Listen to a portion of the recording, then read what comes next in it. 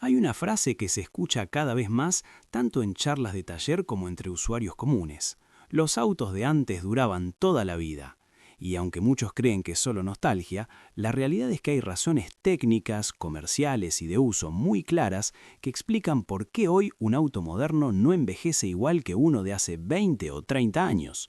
Y lo más importante, ¿qué se puede hacer para que un auto actual dure mucho más de lo que la mayoría cree?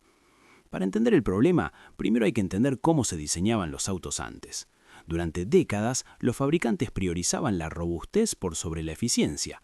Los motores eran grandes, simples, apirados, con pocas piezas críticas y enormes márgenes de tolerancia. Un motor 2.0 de los años 90 entregaba 110 o 120 caballos y estaba trabajando muy por debajo de su límite real. Vivía relajado.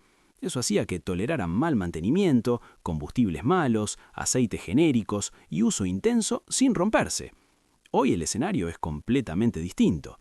Los motores modernos son más chicos, más livianos y mucho más exigidos. Un motor 1.0, 1.2 o 1.3 turbo hoy entrega potencias que antes necesitaban un V6. Eso se logra aumentando presión, temperatura y precisión. Todo está calculado al milímetro. Funciona de manera excelente, pero solo si todo está exactamente como el fabricante lo pensó. El problema aparece cuando ese equilibrio perfecto se rompe. Un aceite incorrecto, un cambio de aceite estirado, un mal uso en frío o recorridos cortos constantes generan un desgaste acelerado. Lo que antes era un detalle menor, hoy puede acortar drásticamente la vida del motor. A esto se suma el tema de las normas de emisiones. Los autos actuales no solo tienen que andar bien, también tienen que contaminar lo menos posible. Para lograrlo incorporan sistemas como recirculación de gases, válvulas adicionales, filtros de partículas, catalizadores más complejos y sensores por todos lados. Cada sistema suma eficiencia, pero también suma complejidad, y toda complejidad es un posible punto de falla a largo plazo. La electrónica juega otro papel clave. Hoy un auto moderno tiene decenas de módulos electrónicos. Controlan el motor, la caja, la dirección, los frenos, la seguridad y el confort. Cuando el auto es nuevo, todo eso mejora muchísimo la experiencia, pero con los años la electrónica envejece peor que la mecánica tradicional, y cuando falla, muchas veces no se repara, se reemplaza. Eso encarece muchísimo mantener un auto moderno viejo.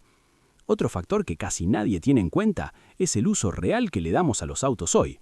Antes se hacían más kilómetros en ruta, viajes largos, menos tránsito. Hoy predominan los recorridos cortos, el tráfico pesado, el arranque y parada constante. Ese tipo de uso es letal para los motores modernos, especialmente los turbo, que necesitan temperatura estable y buen régimen para funcionar correctamente. Un auto usado solo para trayectos cortos se desgasta mucho más de lo que la gente imagina. También cambió el negocio. Las marcas ya no diseñan autos pensando en que duren 30 o 40 años. El mercado actual gira alrededor del recambio, el leasing y la renovación constante. No es una conspiración, es una realidad comercial. Un auto que dure lo suficiente y luego sea reemplazado es rentable. Uno que dure para siempre, no. Ahora bien, todo esto no significa que los autos modernos sean malos. Significa que ya no toleran el mal uso. Y acá viene la parte más importante del video. ¿Qué hacer para que un auto nuevo dure más y no se rompa antes de tiempo? Lo primero y más importante es el mantenimiento. En un auto moderno, el aceite no es un detalle menor. Hay que usar exactamente el aceite que recomienda el fabricante, no uno similar, y cambiarlo antes de lo que dice el manual si el uso es urbano.